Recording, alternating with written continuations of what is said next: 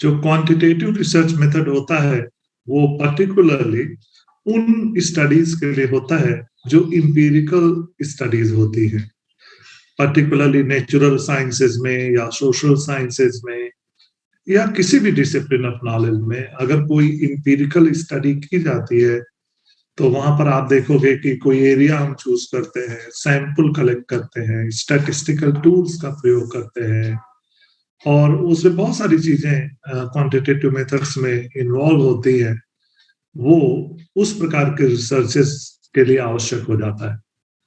लेकिन साथ ही साथ कुछ रिसर्च मेथोडोलॉजी ऐसी होती है जो क्वालिटेटिव रिसर्च मेथोडोलॉजीज कही जाती है और उसमें हर्मेनाइटिक्स एक इम्पॉर्टेंट रिसर्च मेथड की तरह, क्वालिटेटिव रिसर्च मेथड की तरह प्रयोग में लाया जाता है। और बहुत सारे डिसिप्लिन ऑफ नॉलेज, पर्टिकुलरली जो हिस्ट्री होता है, हिस्ट्री आप जानते हैं कि वहाँ जो भी इविडेंसेस, हिस्टोरिकल इविडेंसेस होते हैं किसी पर्टिकुलर टाइम के, अगर वो काफी पुराने पीरियड की कोई हिस्ट्री लिखना हो तो इविडेंसेस के बेसिस पर उसको इंटरप्रेट करते हुए इन अटमोस्ट सिंसियरिटी, ऑब्जेक्टिव मैनर में, ऑब्जेक्टिविटी का पूरा ख्याल रखते हुए हिस्टोरिकल फैक्ट्स को इंटरप्रेट करके उस पर्टिकुलर टाइम की जिसके बारे में आप इंटरप्रेट कर रहे होंगे, बहुत सारी चीजों को ध्यान में रख के हिस्ट्री क्रिएट की जाती है या हिस्ट्री राइटिंग के लिए बड़ा जरूरी होता है और वहां ये मेथड बड़ा इंपॉर्टेंट होता है। उसी प्रकार से आप देखोगे कि बहुत सारे रिसर्चेज ऐसे होते हैं जहां पर आपको बहुत सारी चीजें कोट करना होता है, या तो आइडियाज कोट करना है या किसी टेक्स्ट को कोट करना है, और टेक्स्ट में बहुत सारे कॉन्सेप्ट्स, आइडियाज, थियरी हो सकते हैं। किसी पर्टिकुलर थिंकर की कोई थियरी आप कोट करना चाहते हो अपने रिसर्च के लिए, तो कैसे कोट किया जाए, राइट स्पिरिट में, कैसे, जिस स्पिरिट से कोई भी टेक्स्ट है उसी भावना को ध्यान में रखते हुए आप कोट करो, कहीं आप मिस इंटरप्रेट ना कर दो, कहीं मिस कोट ना कर दो किसी को, किसी आइडिया, किसी कॉन्सेप्ट को। उसके लिए हर्मेनाइटिक मेथड बड़ा इंपॉर्टेंट एक मेथड होता है। और खास करके फिलॉसफी में जब भी रिसर्चेस की जाती हैं, यहाँ भी हर्मेनाइटिक मेथड, हर्मेनाइटिक टूल, हर्मेनाइटिक टेक्निक, ये एक इम्पॉर्टेंट रिसर्च टेक्निक या रिसर्च मेथड के तौर पर इसका इस्तेमाल किया जाता है। तो आज हमारा डिस्कशन इसी पर होगा। ओके, इसमें आप देखोगे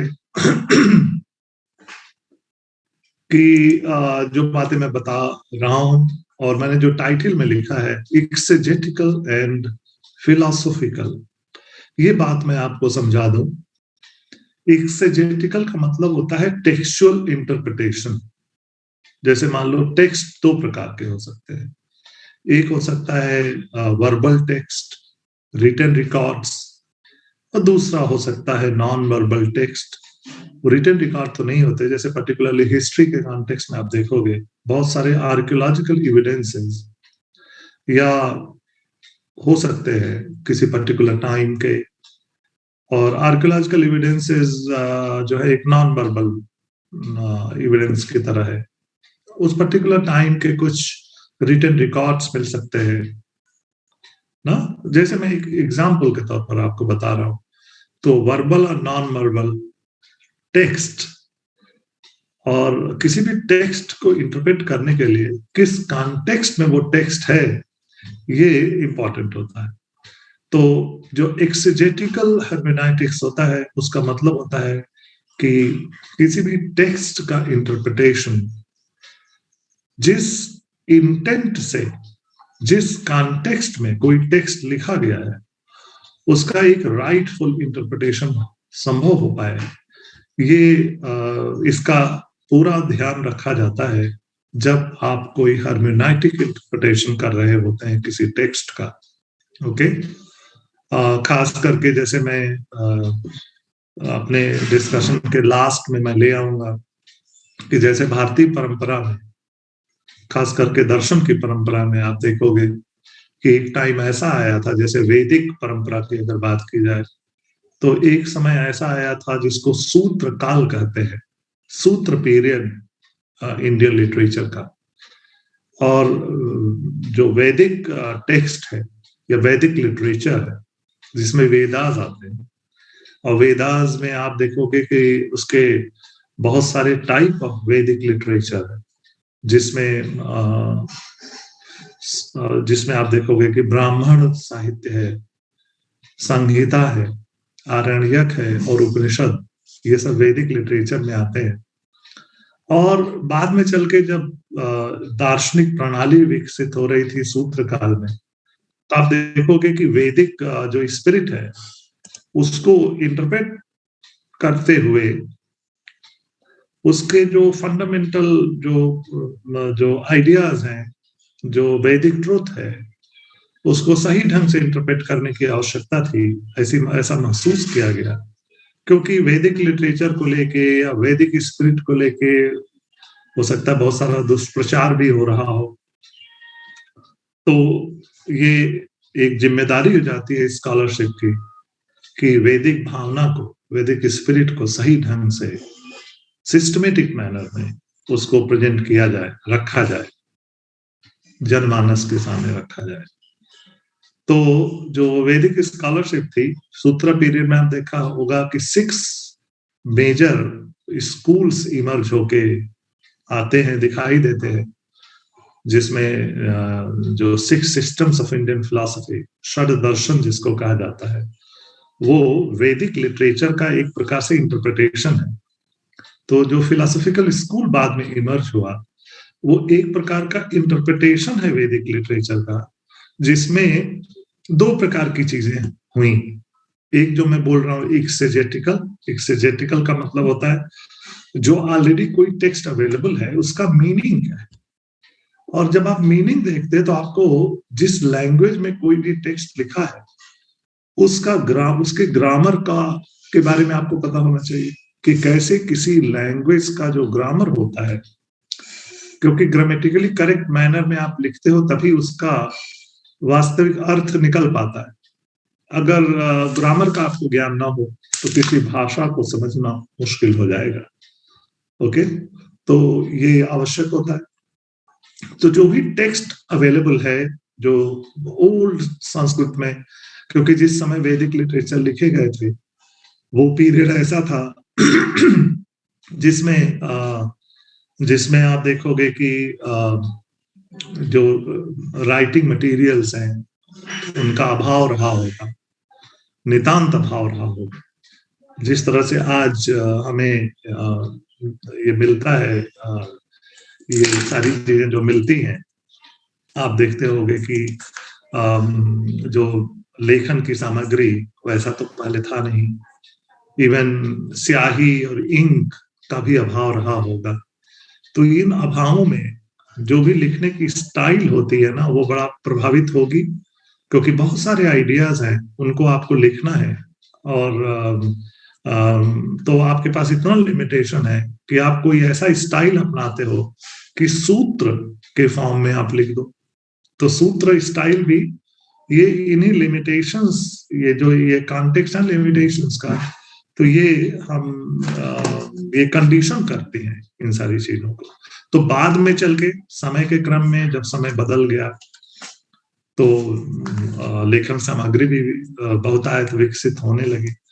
तो स्कॉलरशिप को ये पता होता है कि जो सूत्र फॉर्म में लिखा हुआ है वैदिक ऋचाएं हैं, इनका वास्तविक अर्थ क्या है। तो उन स्कॉलर्स को ग्रामर का भी ज्ञान होगा, वो कैसे इंटरप्रेट किया जाए उस समय के लिटरेचर को।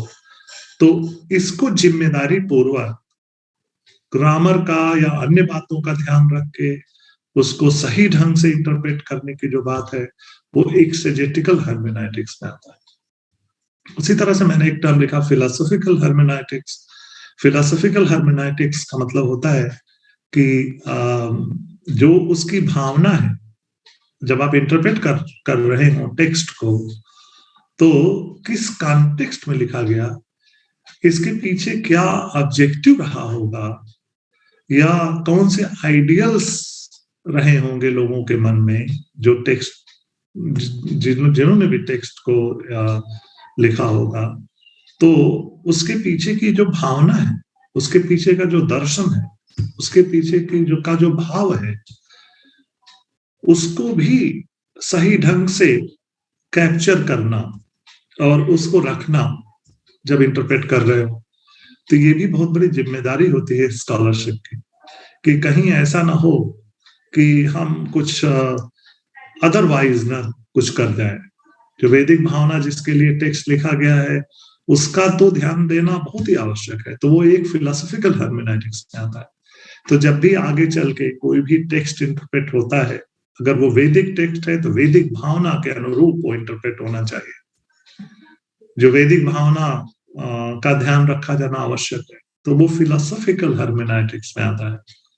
हर्मेनेटिक्स का एक अर्थ आपको पता होना चाहिए, जो ब्रॉडली आपको पता होना चाहिए कि इसको हिंदी में व्याख्या पद्धति भी कहते हैं, इसको इंटरप्रेटेटिव मेथड भी कहते हैं। तो इन बातों पर मैं आपका ध्यान आकर्षित करना चाह रहा था। तो आप यहाँ पर स्लाइड में देख सकते हो कि delves into the problem of understanding and meaning। और ये जो टर्म हर्मेन्यूटिक्स है, जो टर्म है, ये हर्मेन्यून जो ग्रीक टर्म है उससे डिराइव किया गया है, जिसका मीनिंग होता है टू इंटरप्रेट और to unveil a message, interpret the text. And जो संदेश है ना किसी भी टेक्स्ट का, तो वो उसको अनवेल करना, उसको समझना और उसको व्यक्त करना, उसके अर्थ को समझना ये आवश्यक होता है। और वेस्टर्न ट्रेडिशन में, जैसा कि मैंने अभी भारतीय परंपरा की बात में एक एग्जाम्पल के तौर पर कह रहा था, ये जो हर्मेनेटिक्स एज ए डिसिप्लिन जब करते हैं तो एक सिस्टमेटिक स्टडी के तौर पर डिसिप्लिन होता है। यहाँ पर आप देखोगे कि एक ऐसा पीरियड था वेस्टर्न कॉन्टेक्स्ट में, वेस्टर्न ट्रेडिशन में, जहां पर होमर को इंटरप्रेट करने की आवश्यकता थी। और ग्रीक एनलाइटनमेंट का भी एक पीरियड था। इसको आप हिस्ट्री जब पढ़ोगे, हिस्ट्री ऑफ वेस्टर्न ट्रेडिशन, खास करके जो लिटरेरी ट्रेडिशन है, तो वहां आप देखोगे कि बहुत सारे पोएट्स, बहुत सारे टेक्स्ट उसको इंटरप्रेट किया जाने लगा in the age of Greek enlightenment. और एंड फ्रॉम देन ऑनवर्ड्स, ये जो पीरियड है ग्रीक एनलाइटनमेंट था, उसके बाद आगे चल के जो समय आता है, तो ये जो हर्मेनेटिक्स है, it is closely linked to philology and textual interpretation. यानी जो भी टेक्स्ट अवेलेबल थे, खास करके जो बिब्लिकल लिटरेचर भी है, या जो कई बार कोई लिटरेरी पीस है, लिटरेरी टेक्स्ट है, उसको इंटरप्रेट करने के लिए फिलोलॉजी का मतलब होता है टेक्सचुअल इंटरप्रिटेशन से, जो टेक्स्ट को कैसे इंटरप्रेट किया जाए, टेक्स्ट का क्या मीनिंग है। तो ये जो है hermeneutics as a tool of understanding, ये वेस्टर्न ट्रेडिशन में आप देखोगे इसकी अपनी एक परंपरा है। और ये जो टर्म है हर्मेनेटिक्स, इसकी उत्पत्ति आप देखोगे हर्मीज एक माइथोलॉजिकल ग्रीक गॉड का रेफरेंस आता है, जिनका हर्मीज नाम था, जिनको मैसेंजर ऑफ गॉड्स कहा जाता है। But the hermeneutics wasn't really used as the name for the way of interpreting until many centuries later, particularly in the period of 1500s, when what is known as the Protestant Reformation took place. ना Protestant reformation, या western context में आप देखोगे तो ये period आपको दिखाई देंगे जहां पर बिब्लिकल इंटरप्रिटेशन हो रहा होगा। आप देखोगे कि वेस्टर्न में जो पर्टिकुलरली द क्रिश्चियन ट्रेडिशन है, उसमें आप देखोगे कि ओल्ड टेस्टामेंट है, फिर न्यू टेस्टामेंट आता है। तो वहां पर क्या हो रहा है कि रिफॉर्मेशन का पीरियड भी था जहां पर चीजों को इंटरप्रेट किया जा रहा था। तो जब भी किसी भी टेक्स्ट का, उसका जो मैसेज है, उसको इंटरप्रेट कोई जनरेशन करता है, तो और मॉडर्न कॉन्टेक्स्ट में किसी भी चीज को प्रेजेंट करने की कोशिश की जाती है, जनमानस के सामने किसी भी चीज को रखने की कोशिश की जाती है, उसकी सही भावना को सामने लाने की कोशिश की जाती है, जहां पर बहुत सारे मिस इंटरप्रिटेशन होते हैं। तो स्कॉलरशिप की ये जब स्कॉलरशिप जब मैं बोल रहा हूँ उस पर्टिकुलर ट्रेडिशन की, जैसे मान लीजिए कोई रिलीजियस ट्रेडिशन है, उसकी भी स्कॉलरशिप होती है, तो सही ढंग से चीजों को व्यक्त किया जाए ताकि इसमें इसको इसे गलत संदेश न चला जाए। तो ये लगातार ऐसा होता ही रहता है। तो आप देखोगे कि लिटरेचर का जो डेवलपमेंट है, जो लिटरेरी डेवलपमेंट है, तो आप देखोगे कि उसमें कोई टेक्स्ट, जैसे मान लो इंडियन ट्रेडिशन में आप देखोगे कि 6 सिस्टम्स ऑफ इंडियन फिलॉसफी सूत्र काल में आता है। फिर सूत्र काल के बाद भाष्य पीरियड आता है, जहां पर कमेंट्रीज लिखी जाने लगी, क्योंकि जो भी सूत्र स्टाइल है बाद में चल के देखा गया कि वहां फर्दर इंटरप्रिटेशन की आवश्यकता है। तो जैसे वेदांत और ब्रह्म सूत्र है, वेदांत सूत्र है, ब्रह्म सूत्र बादरायण का, तो आप देखोगे कि उसमें 2 फेमस कमेंट्री इमर्ज होके आई, एक शंकर द्वारा जिसको शारीरिक भाष्य कहते हैं, और दूसरा श्री भाष्य जो रामानुजाचार्य की है। तो ये सब क्या है, कमेंट्रीज है। किसकी है? ब्रह्म सूत्र भाष्य लिखे गए, तो भाष्य लिखा जाने लगा। भाष्य के बाद आप देखोगे कि फर्दर डिबेट और डेलिबरेशन में टीका, टिप्पणी, नोट्स, अनेक नोट्स इत्यादि इत्यादि लिखे जाते हैं।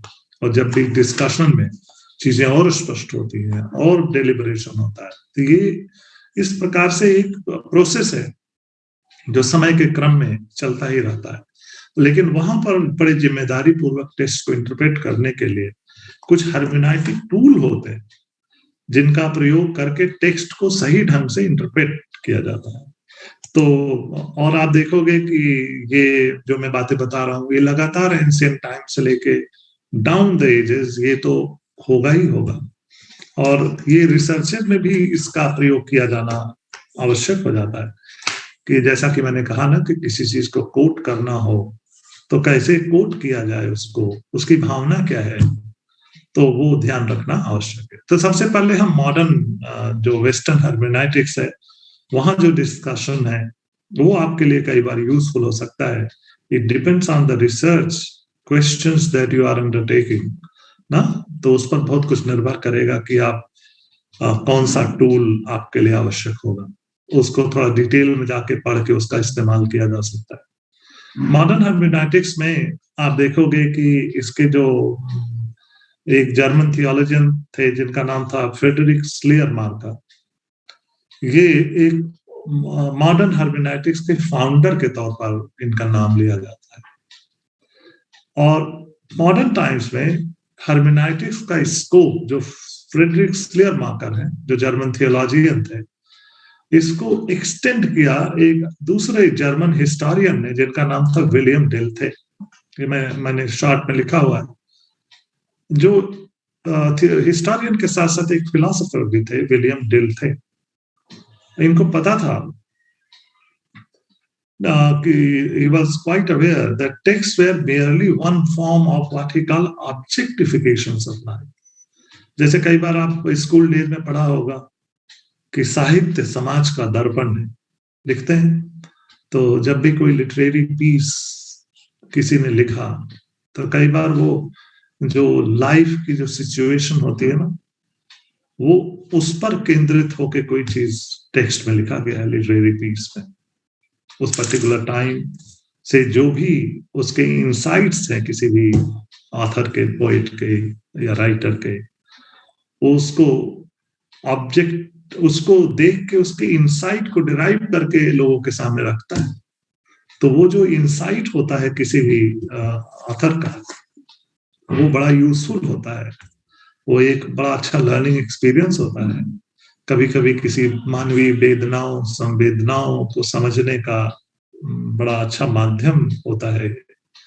तो उनको पता था डेल्थे को कि इसके इन्होंने नाम दिया objectifications of life. So the problem of interpretation had to be related to the more general question of how knowledge of socio-historical world is possible. क्योंकि ये जो इंटरप्रिटेशन होगा ना किसी पर्टिकुलर टाइम का, जो भी कुछ मिला है ना, जो भी टेक्स्ट है वो एक मिरर होगा उस पर्टिकुलर टाइम का।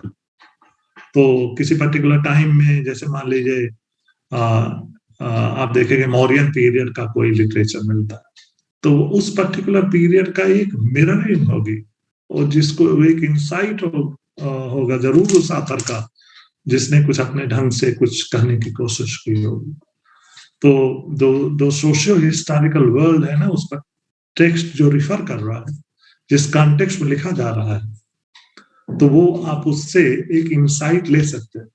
और जब रिकंस्ट्रक्ट करना हो हिस्ट्री या उस पर्टिकुलर टाइम को इंटरप्रेट करना हो, तो ये बड़ा इंपॉर्टेंट कंसिडरेशन हो सकता है। इस पूरी मॉडर्न हर्मेनेटिक्स में जो बड़े महत्वपूर्ण नाम आते हैं, जिनका नाम लिया जा सकता है हर्मेनेटिक्स थिंकर की तरह, तो उसमें मार्टिन हाइडेगर का नाम आपने सुना होगा, जो अगर फिलॉसफी स्टूडेंट्स को पता ही होता है, एडमंड हुसर्ल, मार्टिन हाइडेगर। उसी तरह से एक जर्मन थिंकर थे हैंस जॉर्ज गडामर, एक दूसरे थे मैक्स वेबर, ये भी जर्मन थे। फिर हबरमास, ये भी जर्मन थे, जर्गन हबरमास। पॉल रिकर एक फ्रेंच थिंकर थे। उसी तरह से फिलॉसफी स्टूडेंट्स, जैसे कि आप जानते ही होंगे कि 20th सेंचुरी वेस्ट में एक बड़े ही फेमस फिलोसोफर थे, इंटरनेशनल फेम के, और जिनको फिलॉसफी का स्टूडेंट जरूर जानता होगा, उनका नाम था, एक ऑस्ट्रियन फिलोसोफर थे जिनका नाम था लुडविग विटगेनस्टाइन। अगर मैं आपसे पूछूं यहाँ पर उद्धव, विटगेनस्टाइन के कुछ टेक्स्ट का नाम बता सकते हो?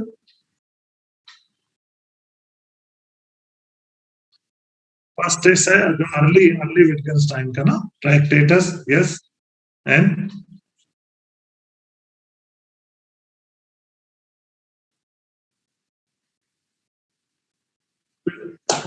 Philosophical investigations, philosophical investigations. ये जो लेटर विटगेनस्टाइन का था ना, अर्ली विटगेनस्टाइन और लेटर विटगेनस्टाइन में अंतर है ना। उसमें ट्रैक्टेटस, जो उनका पल Tractatus Logico Philosophicus, Blue and Brown Books ना, फिर बाद में चल के फिलोसॉफिकल इन्वेस्टिगेशन। फिलोसॉफिकल इन्वेस्टिगेशन अगर आपने देखा हो तो वो नोट्स स्टाइल में है, बुलेट्स नोट्स में, ठीक है। तो कोई ऐसा नहीं है कि पैराग्राफ आपको दिखाई दे, तो उनकी अपनी एक स्टाइल ऑफ राइटिंग है ना। कल्चर एंड वैल्यू एक और दूसरा टेक्स्ट है। ये बड़े महत्वपूर्ण दार्शनिक हैं, जिनकी एक थियरी बड़ी फेमस है, बता सकते हैं कौन सी? नहीं, लॉजिकल पॉजिटिविज्म नहीं, इनकी जो पर्टिकुलर एक आइडिया कॉन्सेप्ट है जिसको कहते हैं लैंग्वेज पिक्चर थियरी में, लैंग्वेज गेम। हाँ, language game. Okay, so you know, I'm very happy that you know. So Wittgenstein is a wonderful thinker. जिनकी ये जो थियरी है ना, ये बड़ी इंपॉर्टेंट थियरीज है। अगर ये कहीं भी इंडियन कॉन्टेक्स्ट में तो ये नहीं आएंगे, लेकिन वेस्टर्न कॉन्टेक्स्ट या इनसे आइडिया बारो करके आप कहीं भी इसका इस्तेमाल कर सकते हो। तो दीज आर द थिंकर जिनका रेफरेंस मॉडर्न हर्मेनेटिक्स में आता है, और इन्होंने जो टूल डेवलप किया ना, जो इनकी फिलोसॉफिकल इंसाइट और अंडरस्टैंडिंग थी, जो आइडियाज और कॉन्सेप्ट्स हैं, they could be very useful so far as the researches are concern. केवल फिलोसफी के लिए ही नहीं, किसी भी cultural studies, religious studies, historical studies या any theory that you are undertaking, particularly the social scientific theories, यहाँ पर इन सब का प्रयोग होता ही है। ओके, तो इसमें मैंने क्या किया हुआ है, क्योंकि इस वेरी वेरी कॉम्प्लेक्स फिनोमेना ना, हर्मेनेटिक्स का जो डेवलपमेंट है, आप उसमें देखोगे कि मैंने आप लोगों के लिए कुछ आइडेंटिफाई किया कि there are 4 types of hermeneutics ना, 4 टाइप्स ऑफ हर्मेनेटिक्स, जिसको मैं आपको बताना चाहता हूं। और उनके जो 4 टाइप्स ऑफ हर्मेनेटिक्स है, उसमें उनके कुछ की क्वेश्चंस है, पिक्यूलियर क्वेश्चंस है, जिसको एड्रेस करके एक फर्स्ट टाइप है, चारों तरीके जो हैं, चारों स्ट्रीम्स ऑफ थिंकिंग है हर्मेनेटिक्स, वो मैं आपके सामने रखना चाहता हूँ। जो मॉडर्निटी है, वेस्टर्न मॉडर्निटी, जिसमें आपने देखा है कि रेशनलिज्म, एम्पिरिसिज्म, फिर सिंथेसिस ऑफ इमैनुअल कांट, और उसके बाद आप देखोगे मॉडर्निटी के बाद, आप अगर फिलॉसफी में जो धाराएं पढ़ोगे तो आप देखोगे पोस्ट मॉडर्न पीरियड है। पोस्ट मॉडर्न ना, modern and post modern. Modern and post modern का मैं थोड़ा सा रेफरेंस आपको हल्का सा बता दूं, फिर मैं आगे बढ़ता हूं। जैसे मान लो कि कोई टेक्स्ट है महाभारत जैसे ना, इसकी एक मॉडर्न रीडिंग हो सकती है। मॉडर्न रीडिंग क्या है इसकी, कि जिस इसी हर्मेनेटिक कॉन्टेक्स्ट में मैं बोल रहा हूं कि जैसे मान लो कि उसको लिखा किसने, वेद व्यास ने। एक प्लॉट है ना, उसको जस्ट ऑब्जेक्टिवली आपको देखना है कि महाभारत, इसका पूर्व पक्ष, इसका जो बाद में जो लिखा गया, और ये इस प्रकार का नैरेटिव है जिसको कहते हैं ग्रैंड नैरेटिव। ग्रैंड नैरेटिव होता है जो ऑथर जिस पर्टिकुलर इंटेंट से, जो सोच के उसने टेक्स्ट लिखा ना, वो ऑब्जेक्टिवली आप उसको देखो कि वो जिसके लिए टेक्स्ट लिखा गया है किस इंटेंट से लिखा गया है। एक तो ये जो पोस्ट मॉडर्न रीडिंग उसकी होगी वो अलग होगी।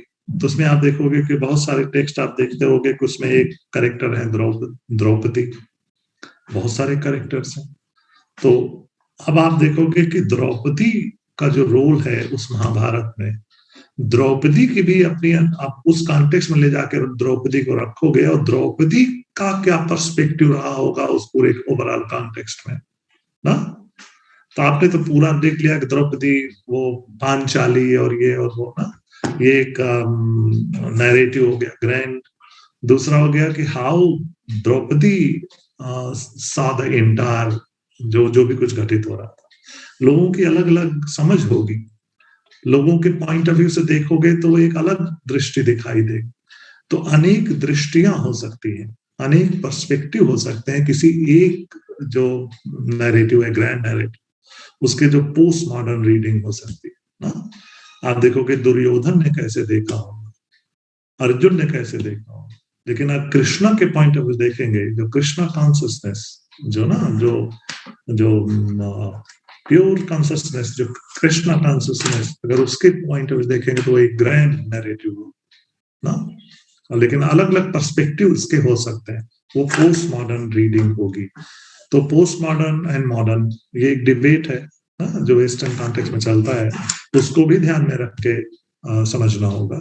तो मैं हर्मेनेटिक्स में देखूं तो एक पहला हर्मेनेटिक का जो तरीका है या स्ट्रीम ऑफ थिंकिंग है, उसका एक peculiar क्वेश्चन है, देखा ना, which addresses the question what is it to understand the text and what are the condition of its possibility। Schleiermacher से लेकर के ना, मैंने बताया कि this type was propounded by Schleiermacher, who is treated as the founder of what, modern hermeneutics, कि कैसे किसी टेक्स्ट को समझा जाए और क्या कंडीशंस हैं जिनमें वो कंडीशंस की बात करते हैं, सोशियो हिस्टोरिकल कंडीशंस ना, जिसमें वो टेक्स्ट संभव हो पाया। इस क्वेश्चन को जो एड्रेस करे वो पहला टाइप है, और दिस वाज प्रोपाउंडेड बाय श्लेयरमाकर। और उन्होंने आर्ग्यू किया कि the correct interpretation requires not only an understanding of the cultural and historical context of an author but a grasp of the letters unique subjective.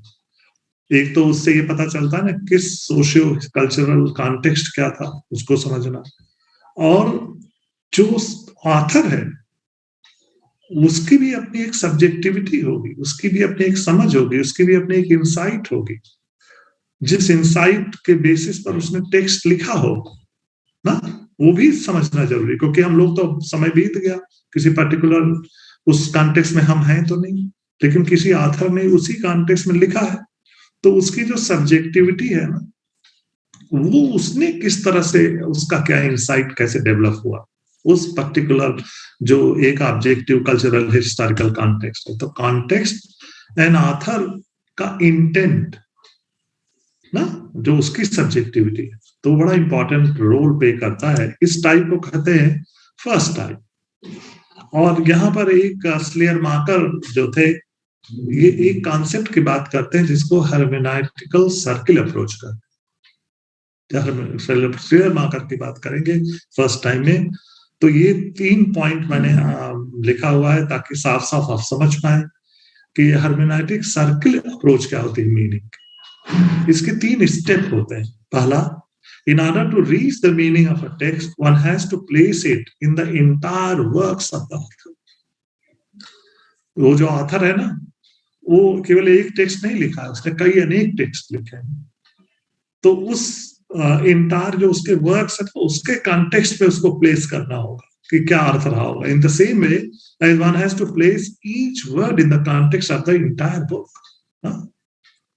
ये समझ गए कि नहीं? उसका अपना एक टेक्स्ट नहीं, अनेक टेक्स्ट लिखा, तो जब उसको आइसोलेट नहीं करना है, उसको ध्यान में जरूर रखना चाहिए, नहीं तो आप अर्थ का अनर्थ कर जाओगे। जैसे मान लो कई लोग तुलसीदास जी को इंटरप्रेट करते हैं ना, ढोल गवार शूद्र पशु नारी ना, ये सब ताड़न के अधिकारी।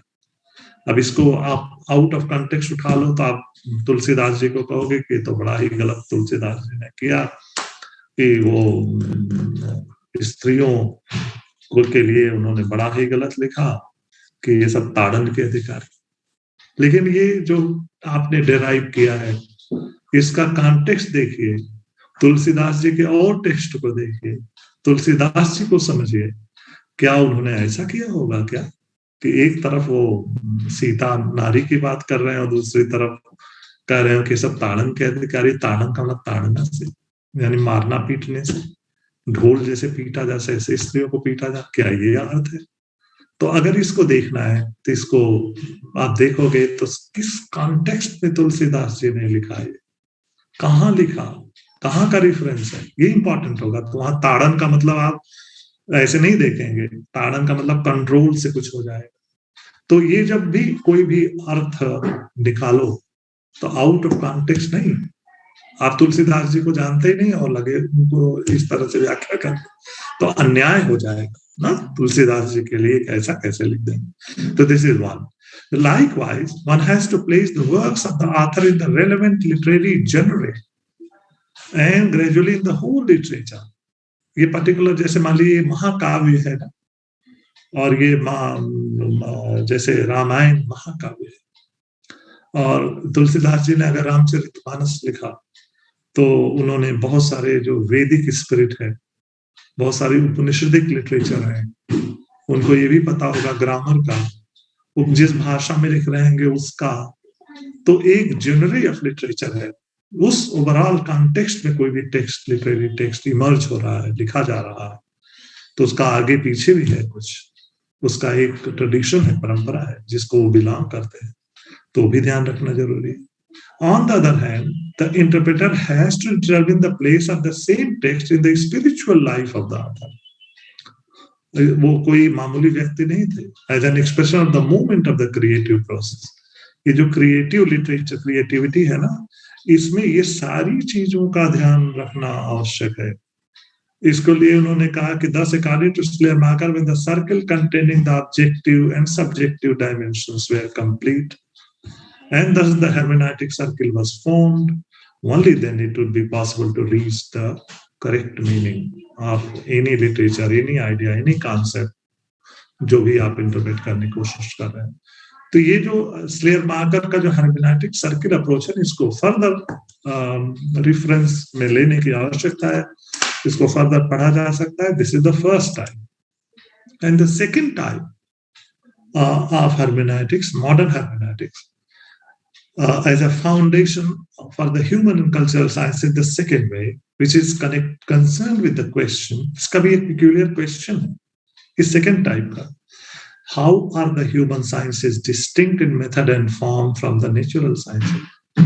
जो मैंने modernity की बात की थी, डेकार्ट्स और लॉक और बाद में कांट, या उनका जो ट्रेडिशन है, उसमें जो भी मेथड्स इवॉल्व हो रहे थे ना, वो नेचुरल साइंसेस के लिए तो सही है ना, साइंटिफिक अंडरस्टैंडिंग कैसे संभव हो, लेकिन ह्यूमन साइंसेस में जो भी हमारा जो ऑन्टिक रियलिटी है ना, ऑन्टोलॉजी, वहां पर ह्यूमन फिनोमेना को, हम सोशल फिनोमेना को की बात कर रहे हैं, जहां पर ह्यूमन एजेंट्स है।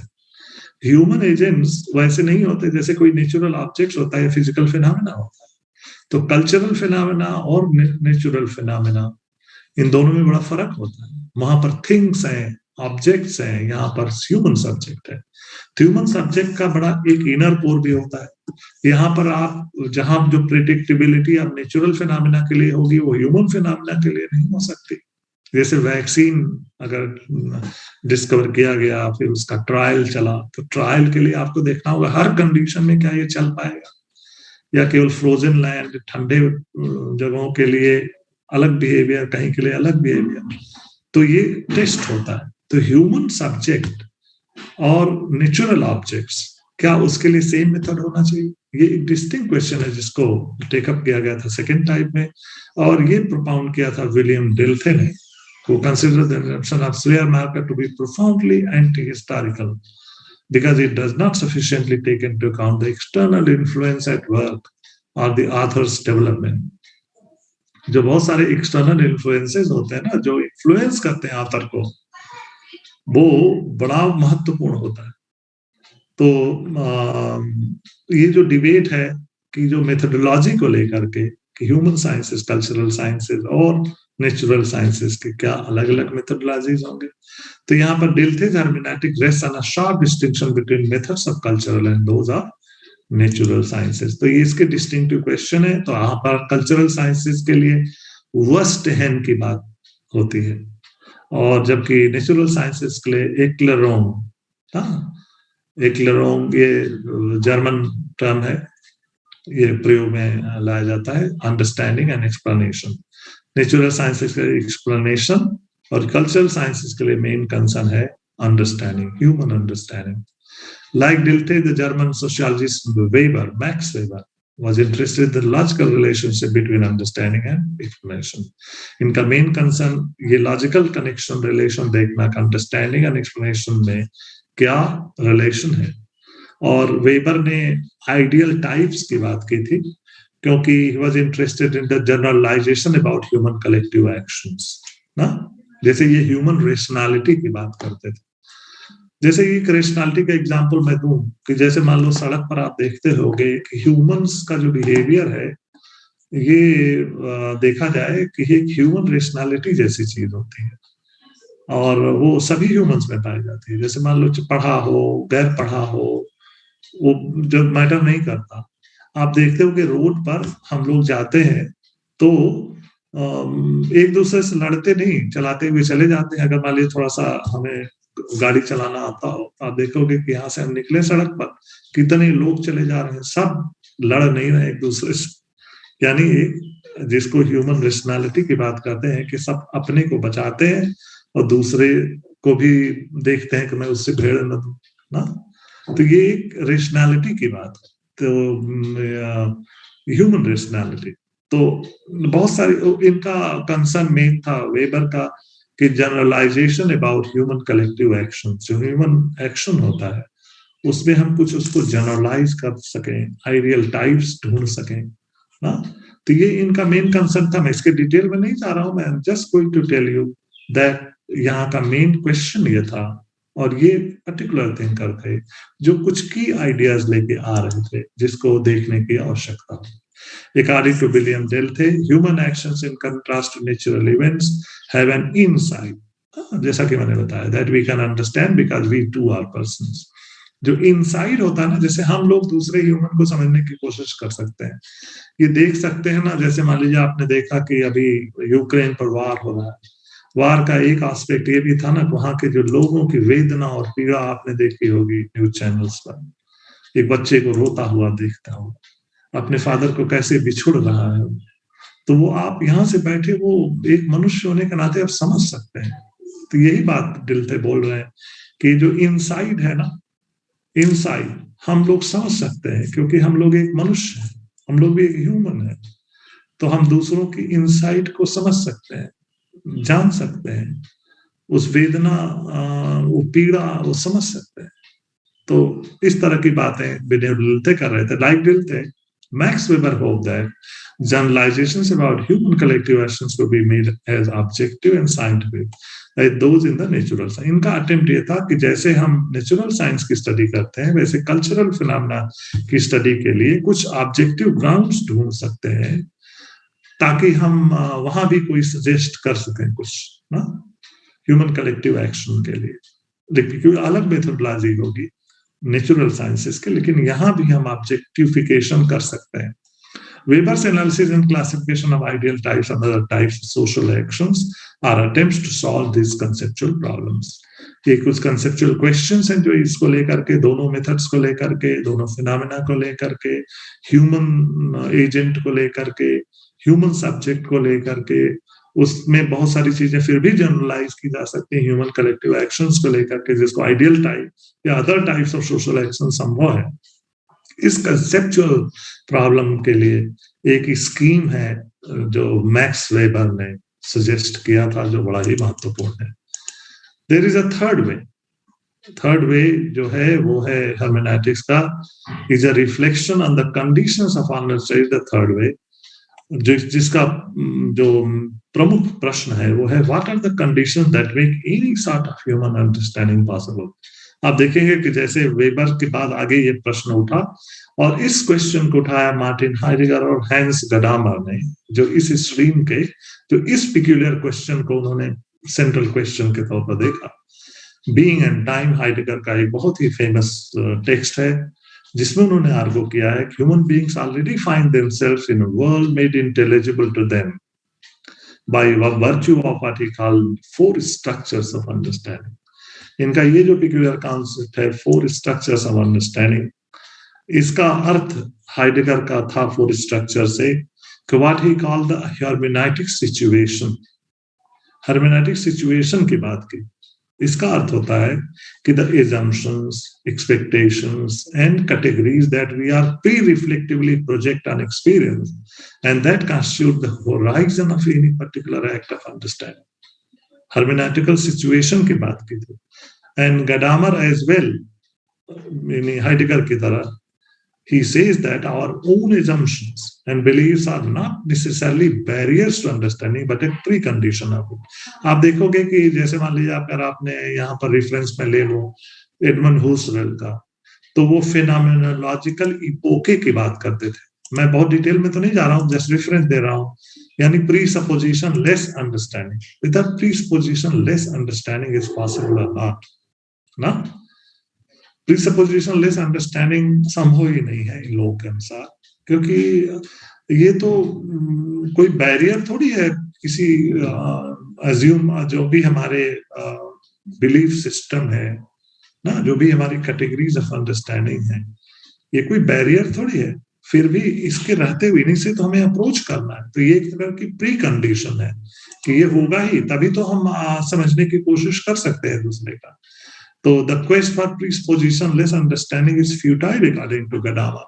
Therefore, there is no final and objective interpretation. कभी भी objective interpretation या final interpretation नहीं हो सकता. So far so, जितना हम समझ पाए, जितना हम दूसरे की स्थिति में जाके देख पाए, तो इसके लिए ये जो है ना फोर स्ट्रक्चर ऑफ अंडरस्टैंडिंग, एक तरह का ये प्री कंडीशन है. हर्मेनेटिकल सिचुएशन की बात इन्होंने की थी, जिसको गडामर जिससे एग्री करते हैं.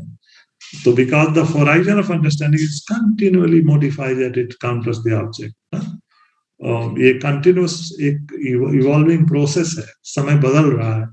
तो उस बदलते हुए समय में किसी पर्टिकुलर समय में हमारी अंडरस्टैंडिंग है वो बदल भी सकती है ना, जैसे कि कंडीशन अगर बदलती रहती है. तो ये कोई बैरियर नहीं है कि हम किसी assumption जो हमारा है कोई बैरियर हो, बल्कि वो four structure of understanding. And the fourth way is the hermeneutics and analytic and mediating practice is the fourth way, which is concerned with a peculiar question: how can we resolve certain conceptual puzzles associated with concepts like understanding and meaning, and how might such a resolution help us to understand text and interpretation? ये peculiar question है जिसको take up किया था Ludwig विटगेनस्टाइन ने.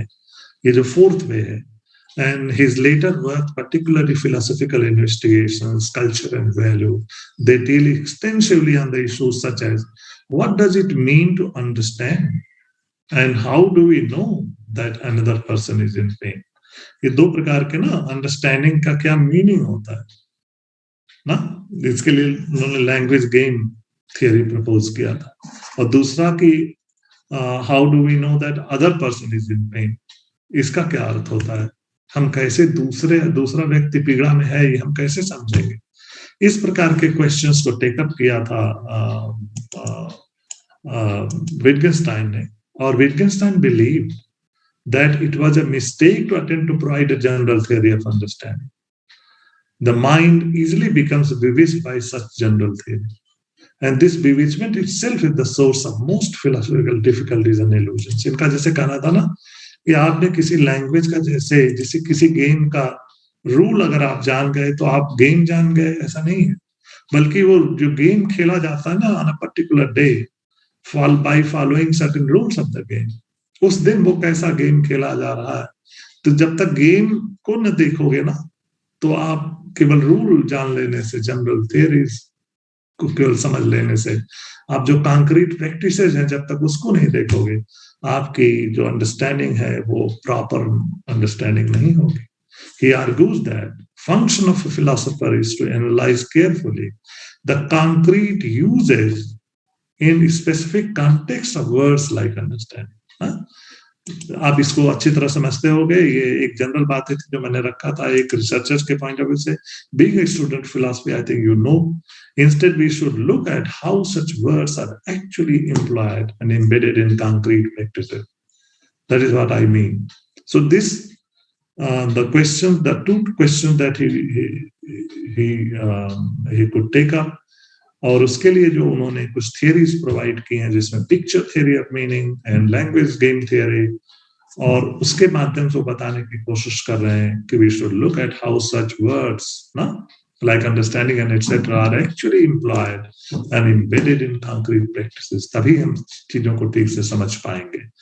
तो ये हर्मेनेटिक के ये 4 तरीके हैं ना जो बड़े महत्वपूर्ण है मॉडर्न हर्मेनेटिक्स के लिए, और इनका रेफरेंस लिया जा सकता है, फर्दर इनको स्टडी किया जा सकता है। जब आप रिसर्च में एंगेज्ड होंगे तो इन सब का रेफरेंस लेना आवश्यक है, और बड़ा इंपॉर्टेंट टूल है हर्मेनेटिक्स, एक बड़ा ही इंपॉर्टेंट रिसर्च टेक्निक है जिसको क्वालिटेटिव रिसर्च टेक्निक के तौर पर जाना जाता है, और इसका रेफरेंस लेके इसका प्रयोग किया जा सकता है जब भी हम रिसर्च में एंगेज्ड हो, रिसर्च कर रहे हो, तो ये बहुत ही टूल हो सकता है। या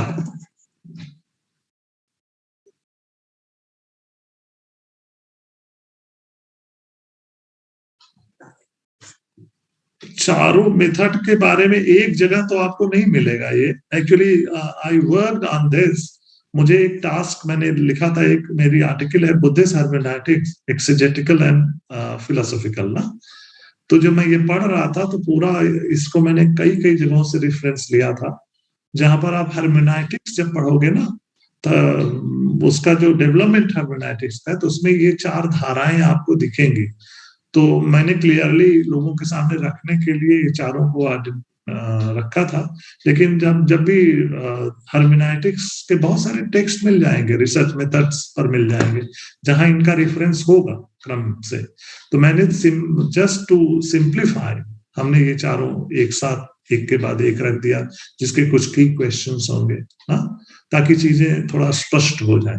तो बहुत सारे टेक्स्ट है, मैं आपको बता दूंगा, आप उसको रेफरेंस में ले हर्मेनेटिक्स के लिए, खास करके ये जो डेवलपमेंट है हर्मेनेटिक्स के लिए ना।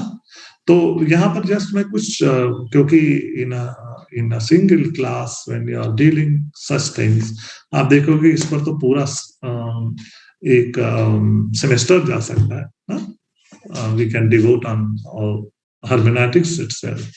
तो आप देखोगे कि मैं जस्ट रेफरेंस दे दूं, वैदिक हर्मेनेटिक्स के बारे में मैंने आपको बता दिया ना कि कैसे जो 6 स्कूल्स ऑफ इंडियन फिलॉसफी शुरू में ही बता दिया, और 6 सिस्टम्स ऑफ इंडियन फिलॉसफी, और किस तरह से इंडियन लिटरेचर वैदिक लिटरेचर डेवलप हुआ, और कैसे जिम्मेदारी पूर्वक लोगों ने जो उसकी एक्सेजेसिस है यानी टेक्सचुअल हर्मेनेटिक्स है वो, प्लस जो फिलोसॉफिकल हर्मेनेटिक्स है उसकी भावना का ध्यान में रख के वैदिक टेक्स्ट डेवलप हुआ ना। तो वहां बहुत सारे हर्मेनेटिक टूल मिलते हैं, जैसे वेद में क्या होता है ना, जो वेदास है उसमें वेदांग भी आता है ना, जिसमें व्याकरण आता है।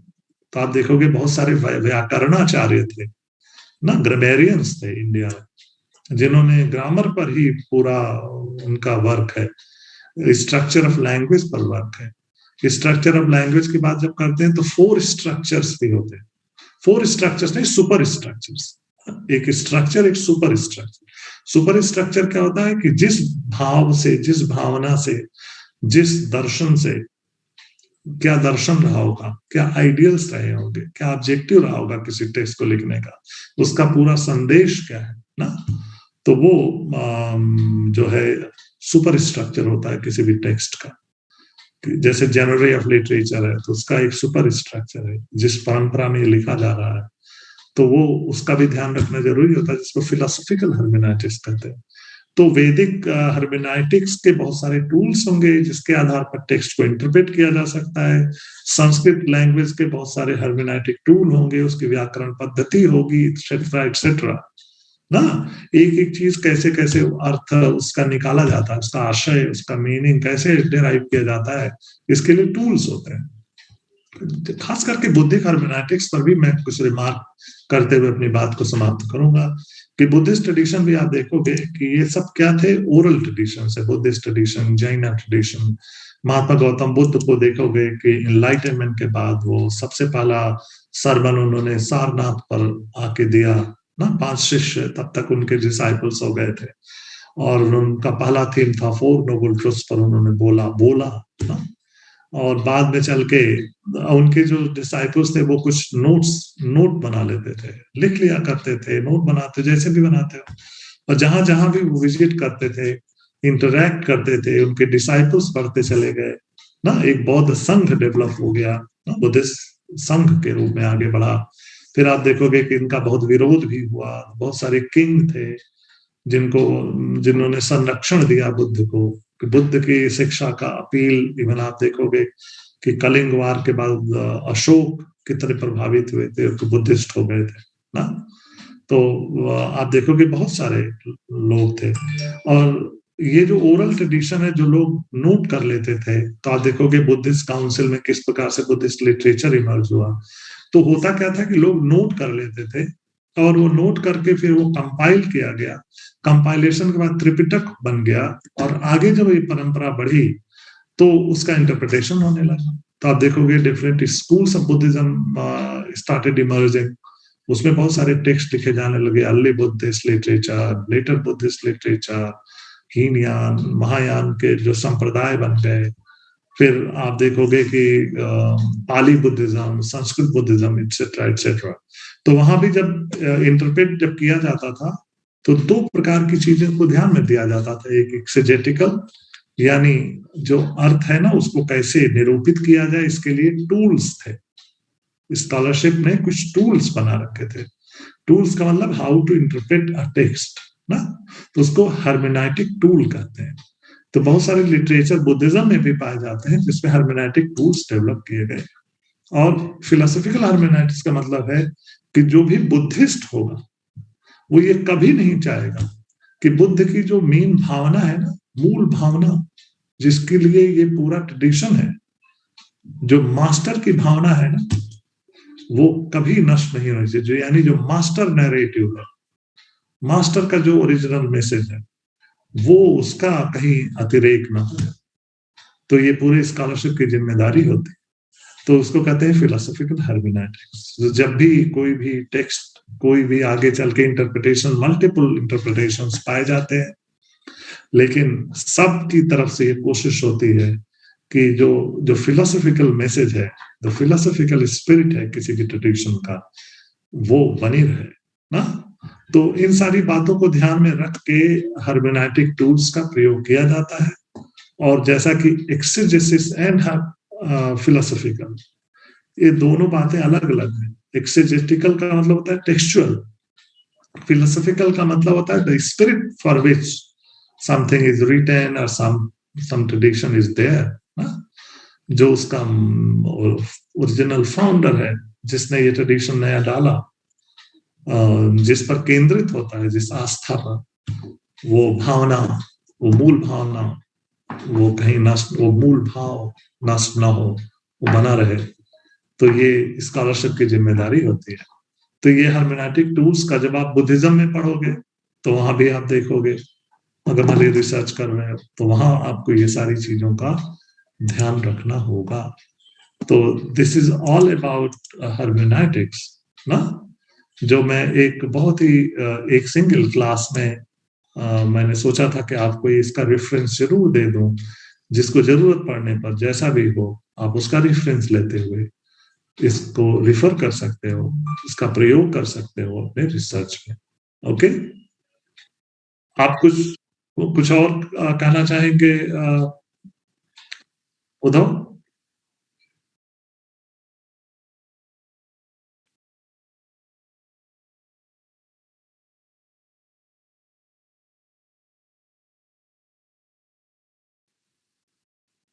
Okay, I tell you.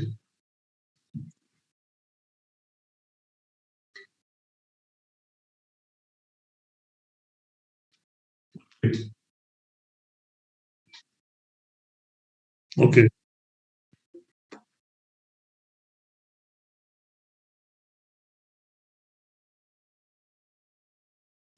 हाँ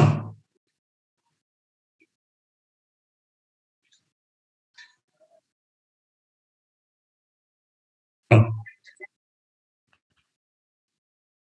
नहीं मेंशन, मेंशन नहीं, जैसे मान लो मैं ऐसे बताऊं, इसका तो इस्तेमाल होगा ही ना। जैसे मान लीजिए शंकर के किसी टेक्स्ट को आप रिफर करोगे और आपका क्वेश्चन एक आपने एक रिसर्च क्वेश्चन बनाया है ना, कि उसमें इथिकल कंसिडरेशन ना, किस प्रकार का इथिकल जो इथिक्स के जो क्वेश्चंस हैं वो किस प्रकार के इथिकल क्वेश्चंस हैं ना, ये आपको पहले आइडेंटिफाई करना होगा ना। जैसे मान लो कि इथिक्स में कई प्रकार के प्रश्न होते हैं ना, इथिकल इथिकल ट्रेडिशन में, जैसे वेस्टर्न एथिक्स में भी देख लो कि जैसे आप देखोगे कि एक ऐसा इथिकल ट्रेडिशन है जो कॉन्सिक्वेंशलिस्ट है ना, एक ऐसा ट्रेडिशन है जो इंट्यूशनिस्ट है। आप देखोगे एक नॉर्मेटिव इथिक्स है। फिर देखोगे कि एक ऐसा इथिक्स है जो अरिस्टोटेलियन वर्चू इथिक्स जैसा है ना। तो क्या जो इनका इथिक्स था, क्या वो वर्चू इथिक्स की तरह है क्या अरिस्टोटल के? तो आपके दिमाग में कुछ ऐसे प्रश्न उठेंगे ना कि शंकर का जो ओवरऑल जो कॉन्टेक्स्ट है उसमें इथिक्स इथिकल कंसिडरेशन होंगे ना, जिस जिस पर्पस से आखिर हम ये सब क्यों बातें कर रहे हैं, कोई चीज अचीव करने के लिए कर रहे हैं ना। तो अचीव करने के लिए जैसे मान लीजिए हमें किस प्रकार अपने कर्मों में हमें किस चीज का अनुपालन करना होगा, हम क्या एम करने जा रहे हैं, हमारे जो एक जो अर्थपूर्ण हमारा जीवन हो सके, इसके लिए शंकर का क्या एक डिजाइन है उनके दिमाग में ना। उनके किसी टेक्स्ट को रिफर करके ऐसे कुछ लेना पड़ेगा ना रेफरेंस पॉइंट। तो जब भी आप उनके टेक्स्ट को रिफर करोगे तो आपका जो एक क्वेश्चन है ना दिमाग में, वो उसको आप ला ला के यहाँ रखोगे कि कहा ये अर्थ ये है ना। तो यहाँ हर्मेनेटिक्स आप नाम लो ना लो, आप इस्तेमाल कर रहे होंगे, रेफरेंस थोड़ी कि हम हर्मेनेटिक्स। जी,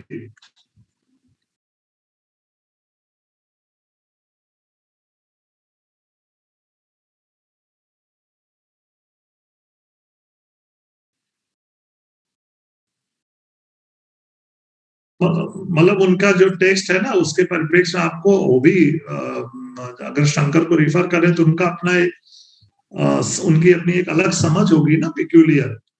तो जिसको आपको उन्हीं के ही कॉन्टेक्स्ट में उसको समझना होगा, उसको आइसोलेट ना कर दीजिएगा कि जो वो कह रहे हैं वो सभी लोग कर रहे हैं। उनका अलग से कुछ कर रहे हैं, उनका एक अलग संदेश होगा। तो वो ध्यान रखना ही हर्मेनेटिक्स है। जी,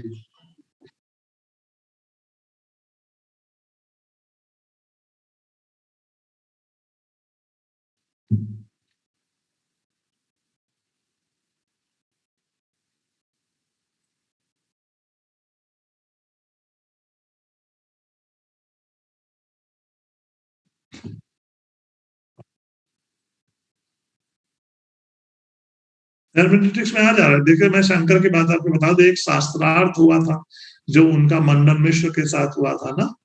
जो शास्त्रार्थ में मंडन मिश्र की जो धर्म पत्नी थी वो जज थी ना। फिर आप देखोगे कि शंकर का इंटेलेक्चुअल ऑनेस्टी आप देखो ना, कि जब वो हारने लगे मंडन मिश्र, उस शास्त्रार्थ में।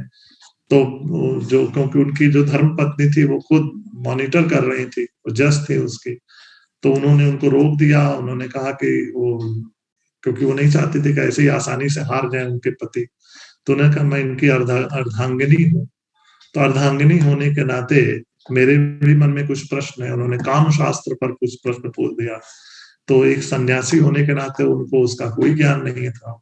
तो मैं आपको देखिए एक पॉइंट बताने जा रहा हूँ।